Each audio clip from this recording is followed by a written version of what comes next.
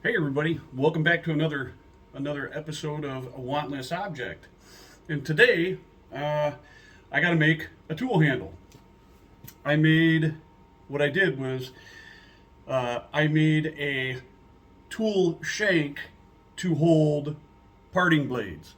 Now these parting blades, obviously you can order them on Amazon or whatever, buy them online, but if you go around to the pawn shops, a lot of times you can find people pawning off, high speed tooling, and that's exactly what this is. This is a piece of high speed steel that I got at a pawn shop for just a couple bucks, super cheap, along with some other stuff. So what I did was I made a shank or an arbor. So once this tool wears down, I can just put a new blade on there, and just a simple design. It's on center. I machined a couple holes in the high-speed steel.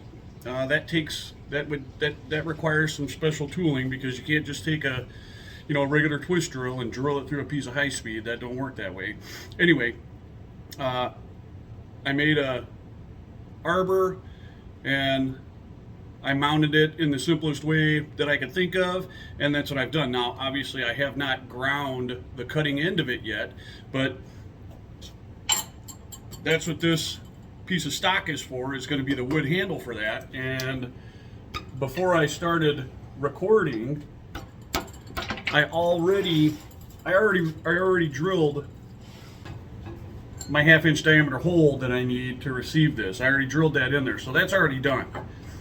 And it's got a beautiful fit, so that's going to work wonderfully. So anyway, that's where we're starting from. Actually, what I need to do now is I need to find something that I can use for a collar, and I've got a couple cans of old brass fittings that I keep, and I use those because they're kind of decorative. They look kind of cool. So I'm going to root through that. I'm going to root through those cans and find some kind of collar out of that I can use.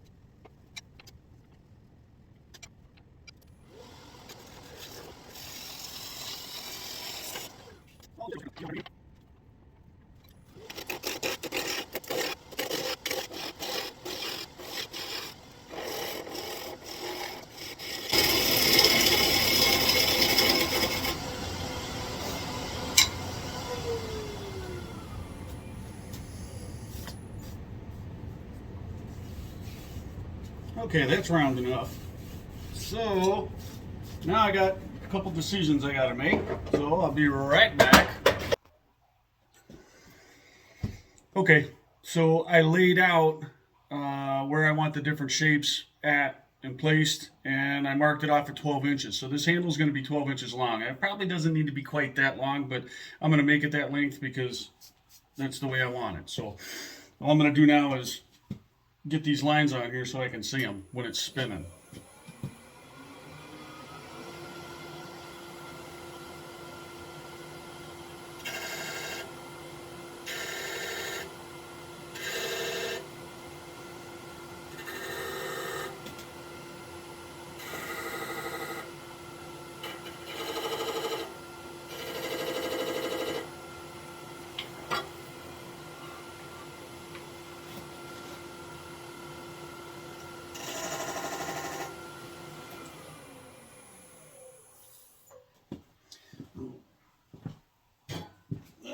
missed one.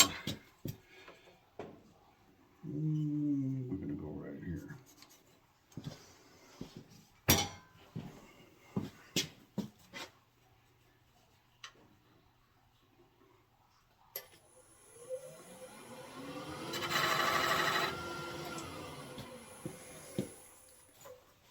Okay, so all of my fittings that I want, those are outside in the garage, and it's really cold out there right now, and I just don't feel like going out there. So I'm gonna rough in the basic shape of the handle, and I will save. I'll go out there and get the ferrule later. Is what I'm getting at. I know that sounds lazy, doesn't it?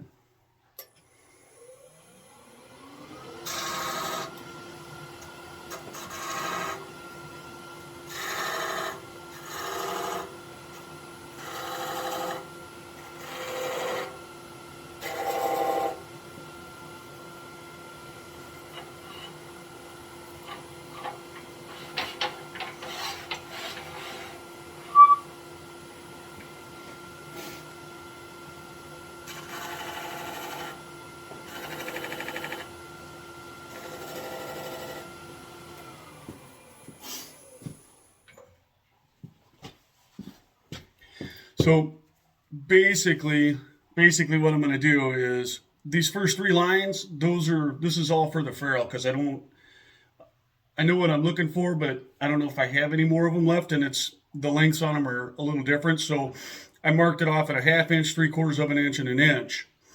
And then I step back 2 inches. So this area right here, it's probably going to be, I don't know, an inch diameter here. And then I'm going to make this a little round. It's actually,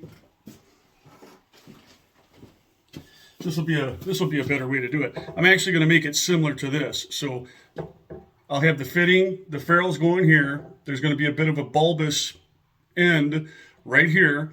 And then I'm going to go with a 4-inch gap here, which a relief like this, and it's going to come back up to this peak here.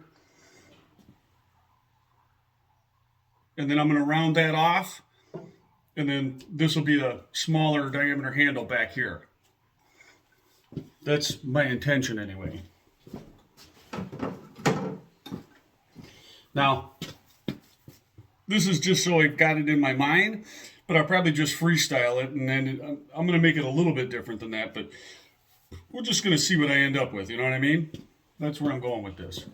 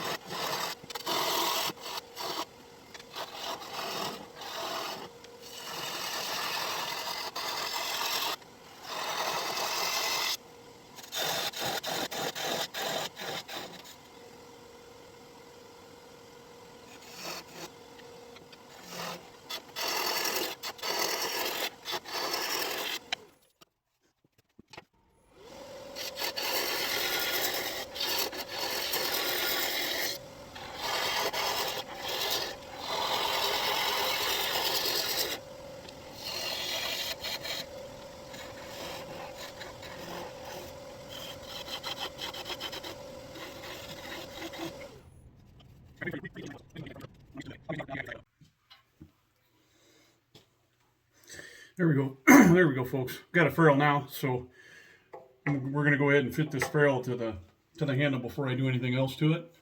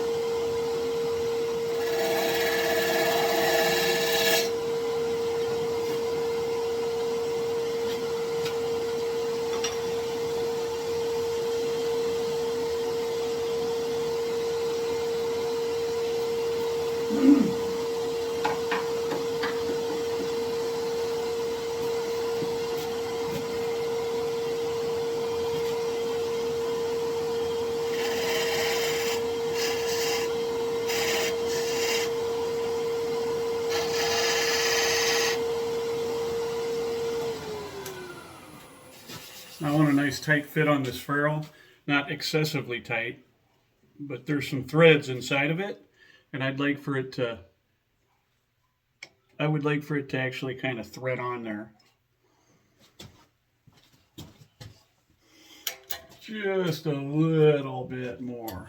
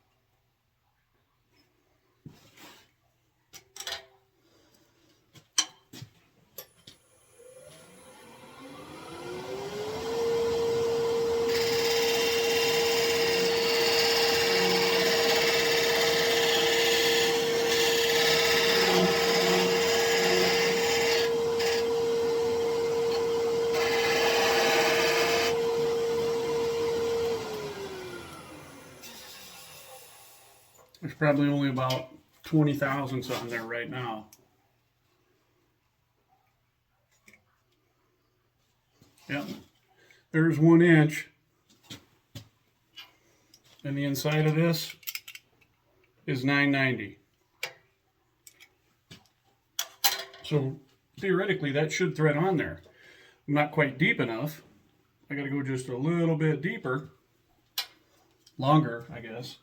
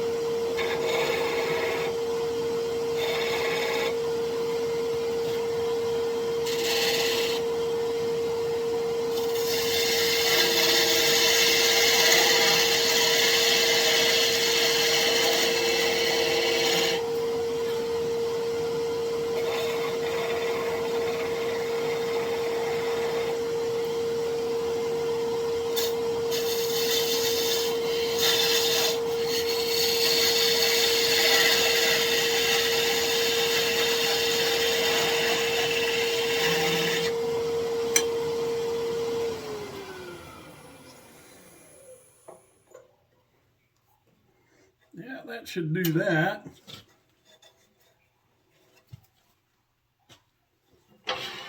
Let's see if it'll thread on there.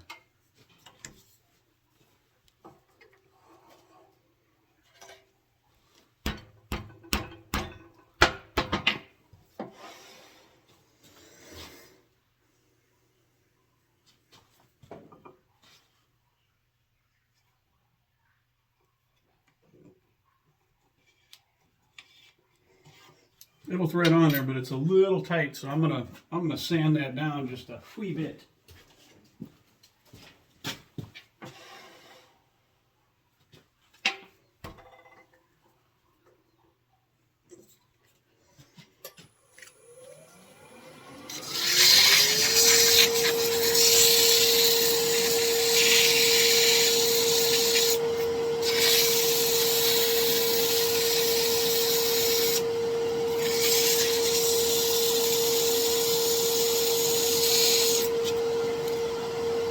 Now I want it to thread on there, so I want a nice tight fit, but I'm still going to put some epoxy in there to hold it in place.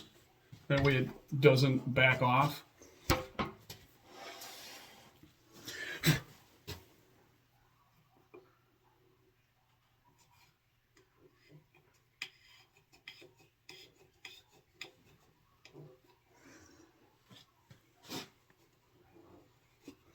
Well, I got it stuck.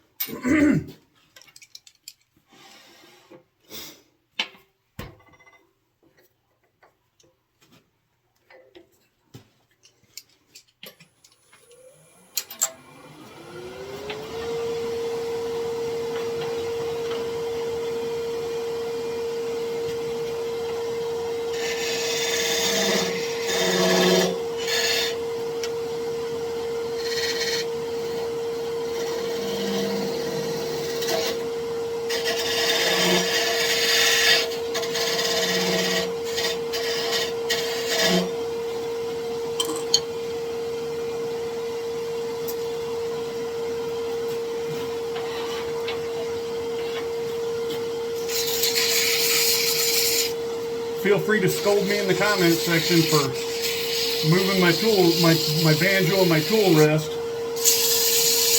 while the machine's running. I know that's bad practice. Definitely not something that you should do. It can be done safely, but it's just a bad idea. There's always a better way.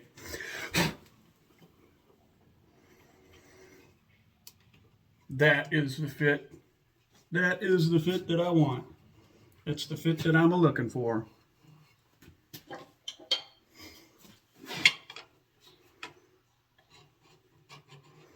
Wow, and I somehow managed to eyeball that like perfectly straight across.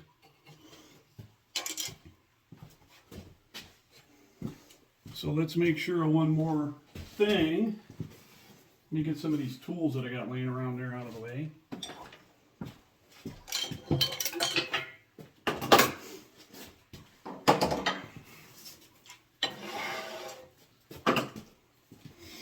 All right, this is the parting blade. I still have not ground the blade into the shape that I want. This is the post I made. And that is 100% the look that I was going for. That's why I went with a stainless ferrule, stainless steel ferrule. Okay.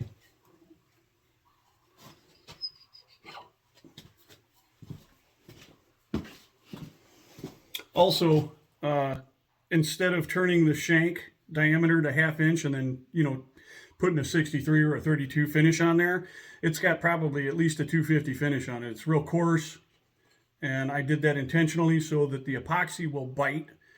So it's kind of like a record player, like a spring almost.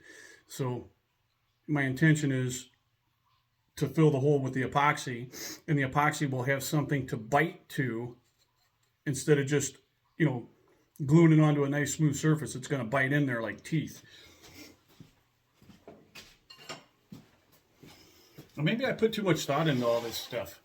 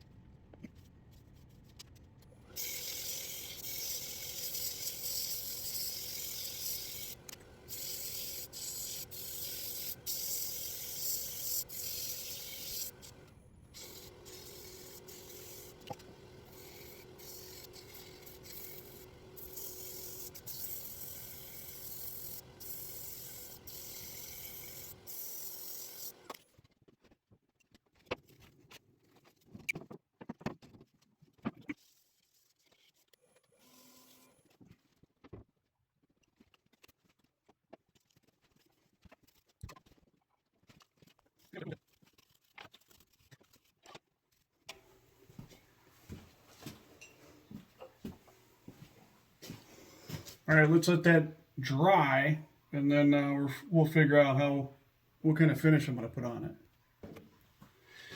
Okay, let's do kind of a burn finish on it. So, got my fire extinguisher right here, right next to me, in case anything happens.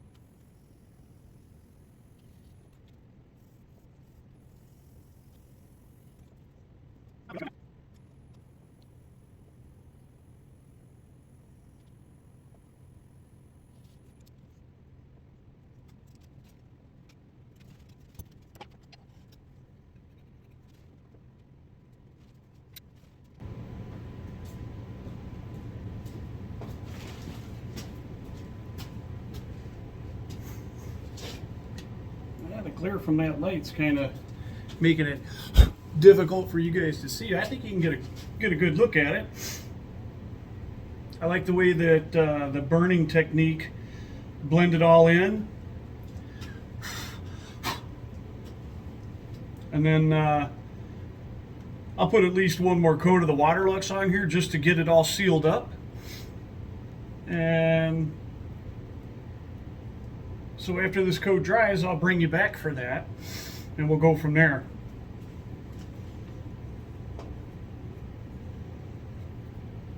But yeah, I'll get another, once this coat's dry, I'll get another coat on there. And then once that coat's dry, we'll be done. Then I'll epoxy the ferrule on, and then we'll epoxy the tool shank into the tool, and then we'll try it out. Okay, see you then. Okay, everybody, the handle's done. I went ahead and cut it off already. There was no point in even watching that. I just sawed it off the chuck. It's dry. It's ready to go. So this is the underside of a can that you would drink a beverage out of, and I'm gonna use that as a tray, bowl, whatever you want to call it, to mix up some epoxy. This is the epoxy I'm using, and we're gonna mix this up and get this tool handle completed.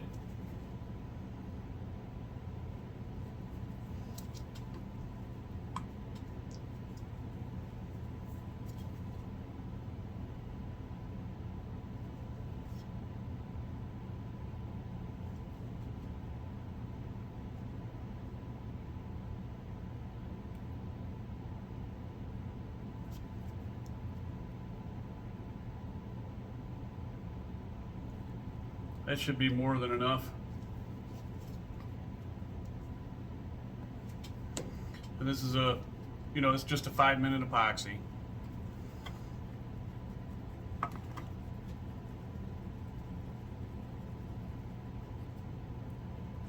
Yeah, and the underside of the cans, makes a nice little mixing tray, like a little bowl.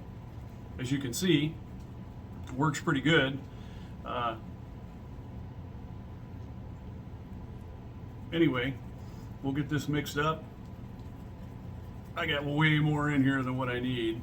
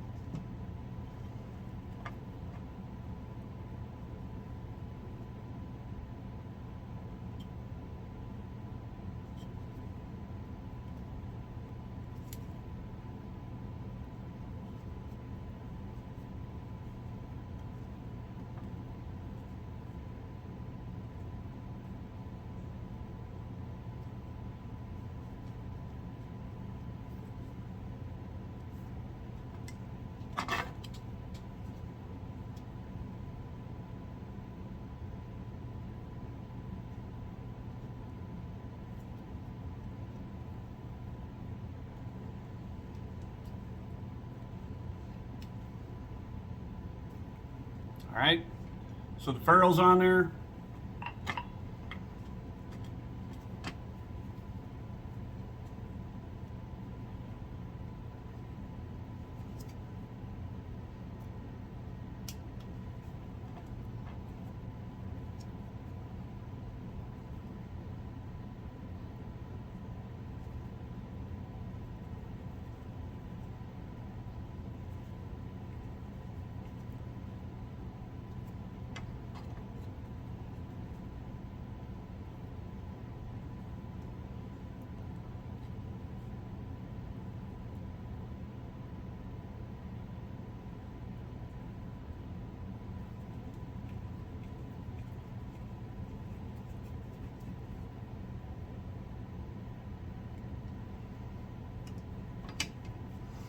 Now we're just gonna jam this down in there.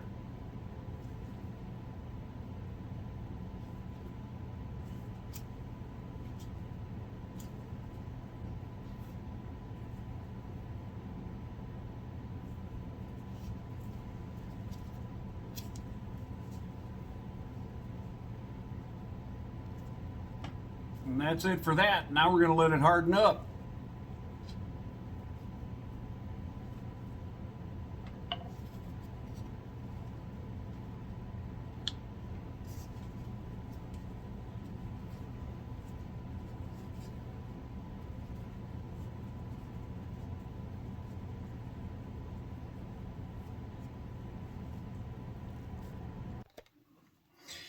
Okay, everybody, got it done.